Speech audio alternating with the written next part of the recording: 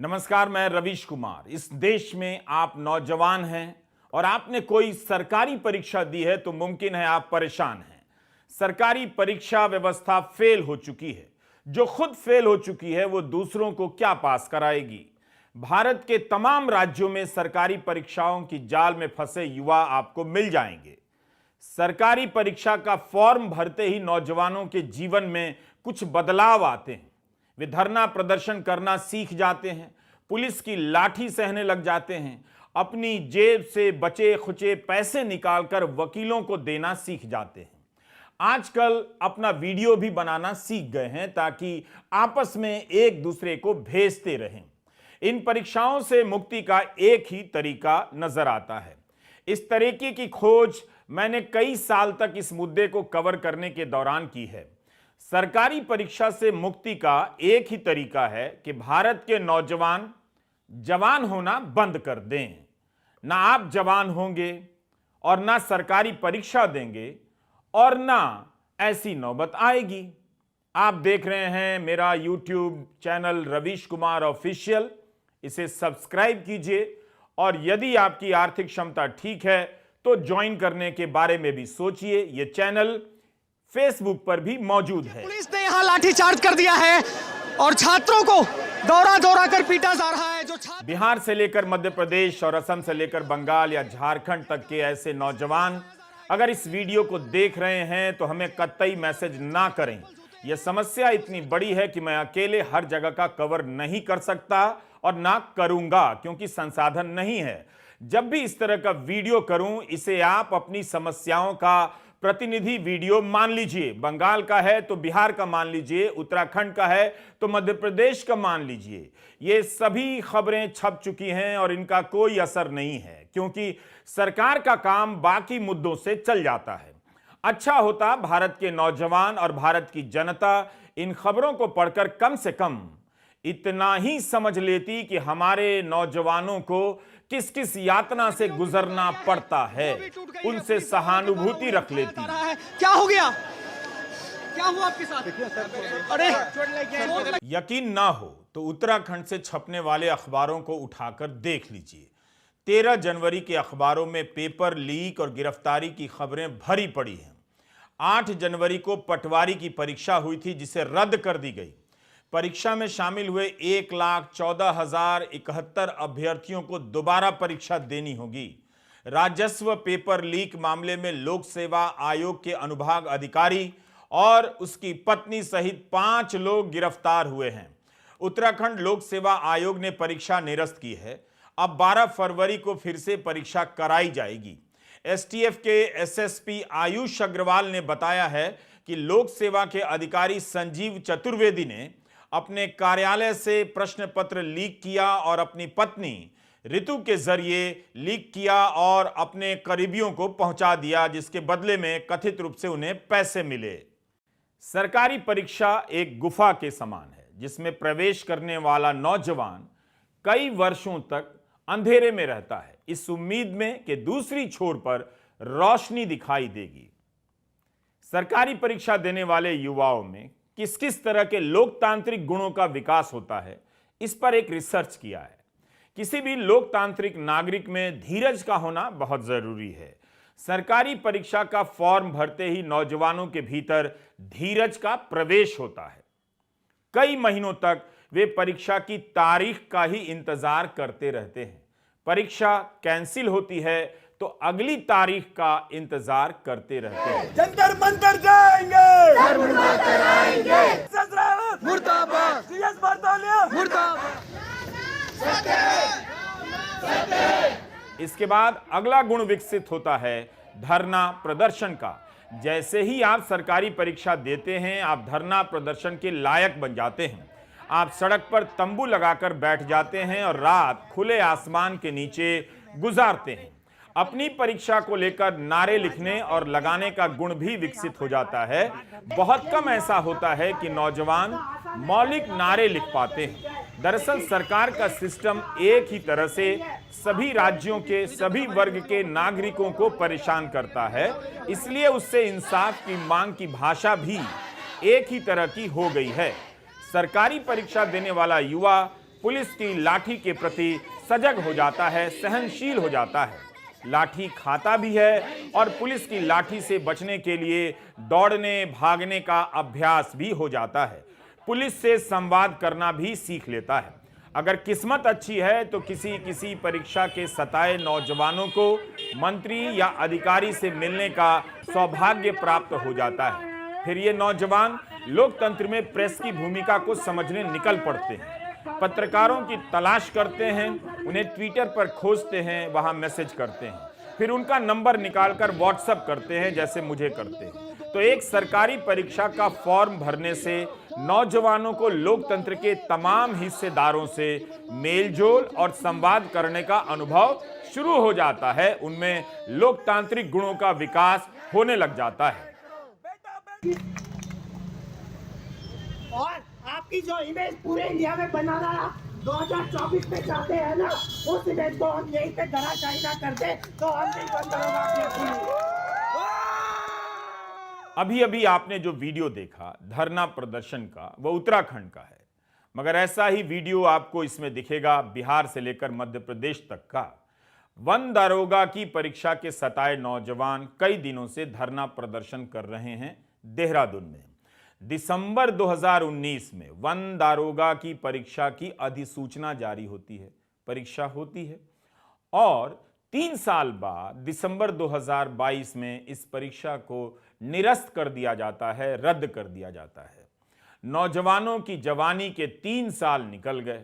सरकारी परीक्षा आपके बच्चों के साथ क्या करती है, खासकर एनआरआई अंकिलों को जरूर सुनाइए। काश ऐसा सिस्टम यूरोप में होता, लंदन में होता, स्विट्जरलैंड में होता और अमेरिका में होता तो आज कोई भारतीय वहां नहीं रहता, सब भागकर यहीं आ जाते कि जब मरना ही है तो अपने देश में ही मरते हैं। आप इन युवाओं की तकलीफ को सुनेंगे तो अच्छा लगेगा। न्यूयॉर्क के टाइम्स स्क्वायर में भारतीय लोगों को बुलाकर इस वीडियो को चलाइए तो और भी अच्छा लगेगा। ध्यान से मगर इनकी बातों को सुनिएगा। मैं वन दरोगा में चयनित अभ्यर्थी हूँ। वन दरोगा का नोटिफिकेशन 2019 दिसंबर माह में रिलीज हुआ था, जिसकी परीक्षा 2021 जुलाई में कराई गई थी और इसका परिणाम जो है वो जनवरी 8, 2022 को आया और अब आता है, और जिसकी फिजिकल परीक्षा जून के माह 2022 में हुई थी। अब आता है कि दिसंबर 30 तारीख 2022 को कि यह परीक्षा निरस्त कर दी गई है। हमें कोई आधार नहीं बताया गया है। हमारी आप सबसे जो भी ये वीडियो देख रहा है उससे यही मांग है कि हमारी जो भर्ती निरस्त की गई है उसके हमें आधार बताया जाए। जो पूर्व चेयरमैन हैं UKSSC के एस राजू जी, वो हमें कहते हैं कि सेग्रीगेशन पॉसिबल हो सकता है क्योंकि हमारी भर्ती ऑनलाइन माध्यम से की गई थी। STF कहती है कि जांच अभी पूरी नहीं हुई है। हमारी इस पोस्ट में 316 पद थे, जिसमें से 620 को फिजिकल के लिए बुलाया गया था, दुगने। जो संदिग्ध थे 8 लोग, उनका रिजल्ट में नाम नहीं आया था। अब जो 316 की जांच होनी है या 620 की जो भी जांच होनी है, उसमें जो भी पाया जा रहा है, आयोग कहता है कि 122 लोग पाए गए हैं। अब मेरा कहना यह है कि जो 122 लोग आए गए हैं, पहले तो उनका नाम सार्वजनिक किया जाए। दूसरी बात, अगर कोई पाया भी गया है संदिग्ध, तो हमारे पास ऑप्शन है कि हम 620 में से उनकी छटनी कर सकते हैं और लोगों को मौका मिल सकता है, क्योंकि 316 पद है हमारे पास। तो मेरी मांग बस यही है कि जो भी हमारे वैलिड पॉइंट्स हैं उनको संज्ञान में लेते हुए हमारी भर्ती की पे पुनर्विचार किया जाए, जो कि निरस्त करना बिल्कुल भी कोई ऑप्शन नहीं है, और हमें आधार बताए जाए जो भी इनके अंदर की बात होती है। क्योंकि जो ये निर्णय लिया गया, ये प्रेस रिलीज हुई थी 30 दिसंबर 2022 को, जिसके कोई बेसिस पॉइंट्स हमें नहीं बताए गए। STF कहता है कि अभी जांच पूरी नहीं हुई है। तो बस मेरा मानना यही है, और हम सब लोग जो चयनित हो रखे हैं, जो सही माध्यमों से निकले हैं, उन सब का मानना यही है कि हमें आधार बताए जाएं कि किस बेसिस पे हमारी भर्ती को निरस्त किया गया है। और बस ये कहना चाहती हूँ कि इसको पुनर्विचार किया जाए। धन्यवाद। मूल बात है कि 2019 में परीक्षा की अधिसूचना जारी होती है और परीक्षा होती भी है। नतीजे आते हैं, फिर धांधली का आरोप लगता है और परीक्षा निरस्त कर दी जाती है। युवाओं की जिंदगी के 3 साल निकल जाते हैं। सरकार में बैठे किसी की सेहत पर कोई असर नहीं पड़ता है। जांच, कोर्ट, कैंसिल, वकील, धरना प्रदर्शन में इनकी परीक्षा फंसकर रह जाती है।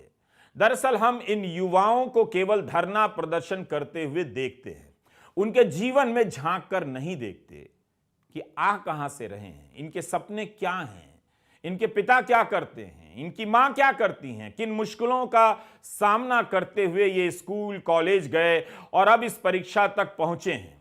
क्योंकि आप छोटे वीडियो देखने लगे हैं, शॉर्ट वीडियो देखने लगे हैं, रील्स देखने लगे हैं, आपको बीमार किया जा रहा है।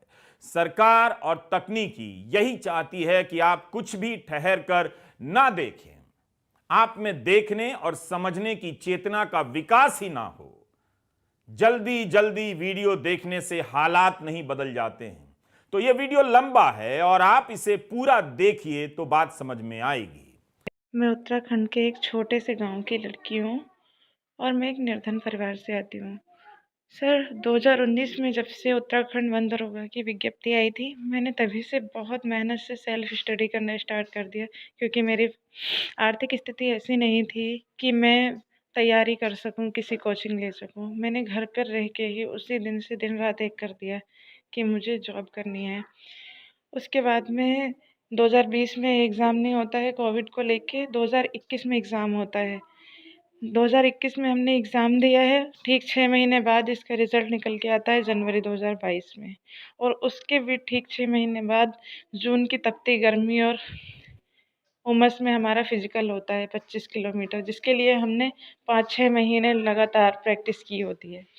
सर उसके बाद ठीक 6 महीने बाद 30 दिसंबर को कहा जाता है कि तुम्हारा एग्ज़ाम कैंसिल हो गया, वो भी संशय के आधार पे, बिना किसी रीज़न दिए, बिना किसी को एसटीएफ की अभी जांच चल रही है, बिना किसी को गिरफ्तार किए।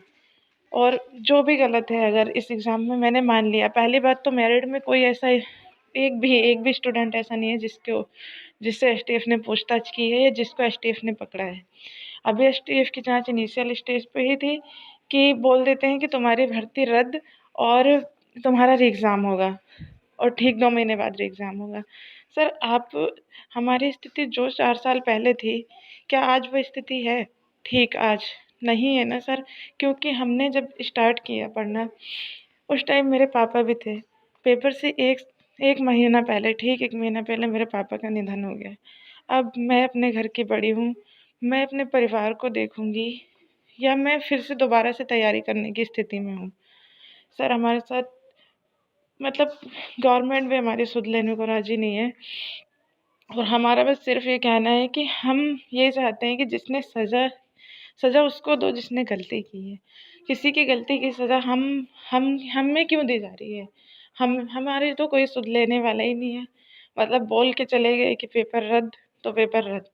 ऐसा कैसे हो सकता है सर? हमारी भी तो कम से कम किसी को तो, ना गवर्नमेंट हमारी सुध ले रही है, ना क्या कहते हैं युवाओं की सरकार बताते हैं हमारे धामी जी कि ये युवाओं की सरकार है। युवाओं के लिए क्या करेंगे? युवाओं को सड़कों पे बैठा रखा है पिछले 4-5 दिनों से हम देहरादून की सड़कों पे भटक रहे हैं। हमारी कोई भी सुध लेने वाला नहीं है। हमारा बस यही कहना है कि हमें जॉइनिंग चाहिए, क्योंकि हम किस स्थिति में हैं, इस स्थिति से हमें बाहर कैसे भी करके निकाला जाए, क्योंकि समाज में भी सिर्फ एक यही धारणा है। अगर वो स्थितियाँ नहीं है मेरी कि मैं दोबारा से तैयारी करती हूँ, अगर री एग्ज़ाम करवाते हैं ये और मेरा नहीं निकलता है, तो क्या मेरे समाज में कोई इज़्ज़त नहीं है? समाज के लोग मुझे हेय दृष्टि से देखेंगे, मुझे शंका की नज़रों से देखेंगे कि हाँ, इसने शायद उस टाइम नकल की होगी या उस टाइम इसने कुछ किया होगा गलत काम, जो जिससे ये सेलेक्ट हुई, इस बार नहीं सेलेक्ट हो पाई। अभी आपने जो आवाज सुनी, इसी परीक्षा की सताई एक छात्रा की थी और यह ऐसी ही एक छात्रा का घर है। हम आवाज के साथ ऐसी किसी छात्रा का घर दिखाना चाहते हैं ताकि आप देख सकें कि 2047 में जिस भारत की अर्थव्यवस्था 30 से लेकर 40 ट्रिलियन डॉलर की होने वाली है, उस भारत की एक लड़की 2023 में किस तरह के घरों में रहती है, उसकी मेज और बिस्तर पर किस तरह की किताबें रखी हुई हैं। प्रतियोगिता की यही उपयोगिता है कि गाइड बुक का बाजार चलता रहे और छात्रों का जीवन बर्बाद होता रहे। सरकार से निवेदन करना चाहती हूँ, क्योंकि हर भाषण में हमारे देश के प्रधानमंत्री और हमारे राज्य के सीएम पुष्कर सिंह धामी जी हर बात में कहते हैं कि भ्रष्टाचार नहीं होगा, कुछ गलत नहीं होगा, युवाओं के साथ सही होगा, मेहनतियों के साथ सही होगा। इतने पर भी अगर सब कुछ सही नहीं होता है ना, तो हम भी हमेशा के लिए इनके साथ न्याय करेंगे। 2024 भी है, 2027 भी है, हमेशा के लिए इनके साथ न्याय करेंगे। जिस तरह से इन्होंने हमारे साथ किया है, हमारा गला काटा है, हमारे मेहनत की लूट की है। 4-4 साल आसान नहीं होता है, एक बार इन्हें बैठा के देखो एग्ज़ाम में। और तो और अगर आयोग के अध्यक्ष जीएस मार्तोलिया जी हैं, आज उनसे कहिए कि वो अपना पीसीएस का एग्ज़ाम आज की डेट में निकाल के दिखाएँ। 4 साल में बहुत कुछ बदल जाता है। लेकिन इन लोगों को कोई भी फ़र्क नहीं पड़ता है इस चीज़ से। हमारी बात को दबाया जाता है, हम पे झूठा मुकदमा किया जाता है कि अगर तुम रैली निकालोगे या फिर आंदोलन करोगे या धरना दोगे तो तुम्हारे ऊपर मुकदमे कर देंगे, और हमें धमकियाँ दी जाती है कि ऐसे-ऐसे चार्जेस लगा देंगे कि तुम कहीं के नहीं रह जाओगे। सर, हमारी हेल्प कीजिए, हमारी कोई सुनने वाला नहीं है। और तो और उत्तराखंड की मीडिया भी इतनी शर्मनाक स्थिति है कि वो सिर्फ़ और सिर्फ़ सत्ता की चमचागिरी कर सकती है और कुछ नहीं कर रही है। सिर्फ़ जूते चाटने का काम कर रही है बस, और कुछ भी नहीं कर रही है। वन दारोगा या किसी सरकारी परीक्षा को कवर इस तरह से किया जाता है कि कोई खबर तक ना पढ़े, और पढ़ ले तो उसमें कुछ भी ना मिले। इन युवाओं की जिंदगी इस तरह से बर्बाद की जा रही है। एक छात्रा के पिता बीमार हैं, किसी फैक्ट्री में काम करते हैं। जिस दिन काम पर नहीं जाते उस दिन कोई पैसा नहीं मिलता। नौकरी उसका सपना है, मगर परीक्षा उसके सपने को कुचल दे रही है। सिर्फ उसके सपने को ही नहीं, उसके बाद उसकी छोटी बहन के सपने को भी। छात्रा का चेहरा हम नहीं दिखा सकते, मगर आवाज से आप महसूस कर सकते हैं कि इन परीक्षाओं ने इन नौजवानों के साथ क्या कर दिया है। मेरी छोटी बहन अभी कक्षा 12 में पढ़ती है। हाई स्कूल में उसने बहुत अच्छे मार्क्स लाई थी, 87% लाई थी। मुझे पूरा यकीन है 12th में भी उसके बहुत अच्छे मार्क्स आएंगे, लेकिन मैं उसको आगे कैसे पढ़ाऊंगी? मेरे पिताजी की इतनी क्षमता नहीं है कि वो उसे अच्छी हायर स्टडीज़ दे सकें। तो ऐसे में मैं उसे कैसे, मैं कैपेबल होती आज तो मैं सपोर्ट कर पाती अपनी फैमिली को, क्योंकि मैं भले ही कितनी भी प्रतिभावान क्यों ना हो, लेकिन मेरे पास मेरे पैसे नहीं है, मेरे पास मेरी नौकरी नहीं है, सिर्फ इसलिए क्योंकि दूसरों ने चीटिंग की, क्योंकि दूसरों ने भ्रष्टाचार किया और मेरी मेहनत। सर, मुझे यहाँ से अपने घर से वहाँ मेन रोड तक जाने के लिए 4.5 किलोमीटर पैदल जाना होता है। क्या हम लोग पैसे दे सकते हैं? क्या हम लोग 15 लाख रुपए घूस खिला सकते हैं? मैंने हाई स्कूल में अपने स्कूल में टॉप किया, मैंने 12th क्लास में मेरी फर्स्ट डिवीज़न है, मेरी बीएससी में फर्स्ट डिवीज़न है और मेरी एमएससी में भी फर्स्ट डिवीज़न है। ऐसा भी नहीं है कि मैं जस्ट 60% लाती हूँ। मेरी एमएससी में भी बहुत अच्छे मार्क्स हैं, मेरी 80% से नीचे आज तक कभी मार्क्स नहीं आए। मेरे एमएससी में भी मेरी 73% है। क्या आपको लगता है कि हम घूस खिला सकते हैं? इस परीक्षा में धांधली का आरोप लगा है, लेकिन इसे पास करने वाली एक लड़की कह रही है कि उसके घर की हालत देख लीजिए। क्या यह लड़की 15 लाख रुपए घूस दे सकती है? अगर धांधली हुई है तो क्या इस लड़की की गलती है? यह लड़की किसकी गलती की सजा भुगत रही है? अगर सिस्टम सही होता, ईमानदार होता, तो आज इस लड़की की यह हालत ना होती। यह लड़की जिस तबके से आती है वही भारत का असली चेहरा है। सोचिए, एक सिपाही 12 घंटे की ड्यूटी करता है, एक ओला उबर चलाने वाला ड्राइवर दिन रात कार चलाता है कि उसके बच्चे को अच्छी शिक्षा मिलेगी और नौकरी मिलेगी। लेकिन क्या उसे पता है कि उसके बच्चों का जीवन किस तरह से बर्बाद किया जा रहा है, ताकि उसका परिवार इसी तरह गरीबी के चक्र में फंसा रहे। जिस दिन वन दारोगा की परीक्षा निरस्त की गई, उस दिन एक छात्रा ने जो कहा, उस समय की प्रतिक्रिया आप जरूर सुनिए। हमारा आज ही निरस्त का निर्णय लिया गया है, ये UPSSC के द्वारा डिसीजन जिसे ये कह रहे हैं। हम आज रात भर यहाँ से नहीं उठने वाले हैं। हम या तो ये डिसीजन पलटेंगे या तो फिर कोई ना कोई तो दुर्गति ये देखेंगे, दुर्घटना कुछ ना कुछ होगी और सबसे पहले यही लोग फंसेंगे, यही लोग इसके कारण इसके जिम्मेदार माने जाएंगे। हम लोग आज रात, ये आप देख सकते हैं कितना ठंडा हो रहा है, देहरादून में कितना ठंड पड़ रही है, कोल्ड वेव चल रही है और हम लोग यहाँ से उठने वाले नहीं हैं। चाहे कुछ हो जाए, बर्फ़ पड़ जाए, चाहे कुछ आ जाए, कोई भी हमें यहाँ से हटा नहीं सकता है। लेकिन अचानक से हमें आज सुबह न्यूज़ मिलती है कि तुम लोगों का भर्ती भी निरस्त कर दी गई है। सर, एकदम बेसलेस ये जो इन्होंने तर्क यहाँ पर दिया है, ये बिल्कुल ही निराधार है। हमें समझ नहीं आ रहा है कि हमारी भर्ती निरस्त क्यों कर दी गई है। अगर इनको लगता है कि ये आंदोलन बस इतना ही रहेगा, अगर ये अपने युवाओं को न्याय नहीं दे सकते, तो इन्हें युवा की शक्ति को भी जानना चाहिए और हम यहीं पर बैठे रहेंगे और आंदोलन करते रहेंगे जब तक कि इस निर्णय को वापस नहीं लिया जाता। अखबारों में इस परीक्षा से संबंधित तमाम खबरें छपी हैं। पिछले सितंबर की एक खबर में मुख्यमंत्री धामी का बयान छपा है कि दोषी को छोड़ा नहीं जाएगा और ईमानदारों के साथ न्याय नहीं होगा।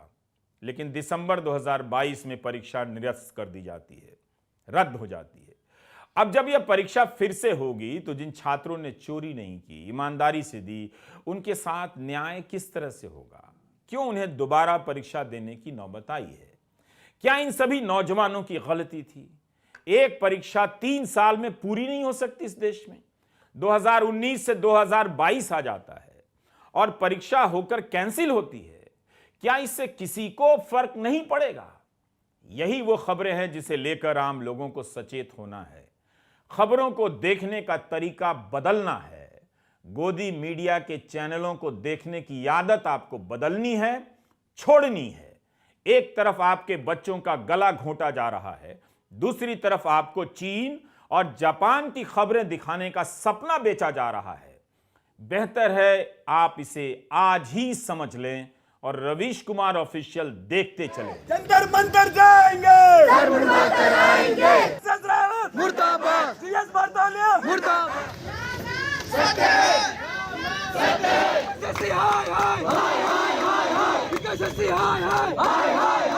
वन दारोगा की परीक्षा सही से नहीं हो सकी।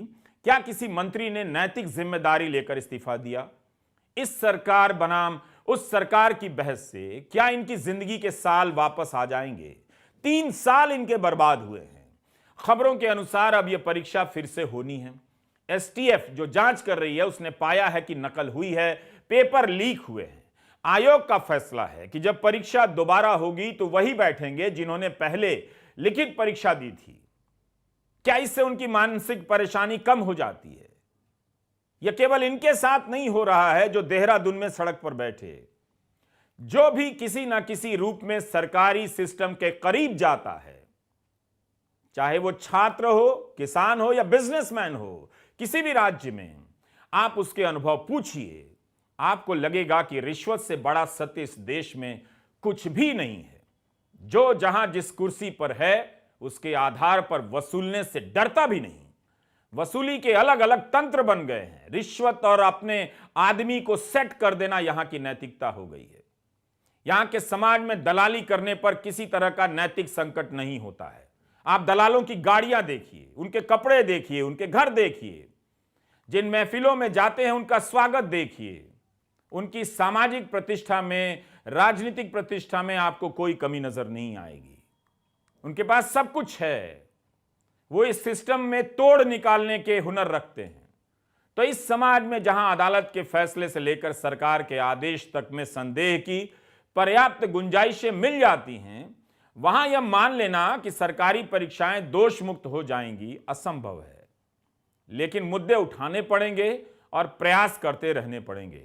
आप देख रहे थे रवीश कुमार ऑफिशियल। सब्सक्राइब करते रहिए और ज्वाइन तभी करिए जब आप सक्षम हों।